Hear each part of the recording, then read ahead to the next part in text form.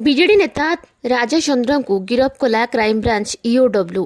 ଗନ୍ଧମାର୍ଦ୍ଦନ ଖଣି loading agency ଦୁର୍ନୀତି ମାମଲାରେ ତାଙ୍କୁ ଗିରଫ କରାଯାଇଛି। ଏନେଇ ପ୍ରେସମିଟ୍ ଜରିଆରେ ସୂଚନା ଦେଇଛନ୍ତି କ୍ରାଇମବ୍ରାଞ୍ଚ ଡିଜି। 2017-18 ମସିହାରୁ ମାର୍ଚ୍ଚ 2024 ମଧ୍ୟରେ 185 କୋଟି ଆୟ କରିଥିଲା ଏଜେନ୍ସି। ଆଉ ଆୟ ଏହାଠାରୁ ଅଧିକ ବି ହୋଇପାରେ। ଅଡିଟ୍ ହେଲେ ଜଣାପଡ଼ିବ। ପାରିପାର୍ଶ୍ୱିକ ବିକାଶ ପାଇଁ 34 କୋଟି ଖର୍ଚ୍ଚ ହୋଇଥିବା ଦେଖାଯାଇଛି, କିନ୍ତୁ କୌଣସି ପାରିପାର୍ଶ୍ୱିକ ବିକାଶ ହୋଇନଥିବା 2 ଜଣ ବିଡିଓ କହିଛନ୍ତି। ମା କାଳୀ ନାମକ ଏକ ପେଟ୍ରୋଲ ପମ୍ପକୁ 9 କୋଟି ଟଙ୍କା ପେମେଣ୍ଟ ହୋଇଛି। ପଚାରିବାରୁ ଜଣାପଡ଼ୁଛି ଯେ ଜିଏମ୍ଆଇଏଲ୍କୁ କୌଣସି ତେଲ ଦିଆଯାଇନି। ରାଜଚନ୍ଦ୍ରଙ୍କୁ ଗାଡ଼ିକୁ ଏସବୁ ତେଲ ଦିଆଯାଇଥିବା ତଦନ୍ତରୁ ଜଣାପଡ଼ିଛି।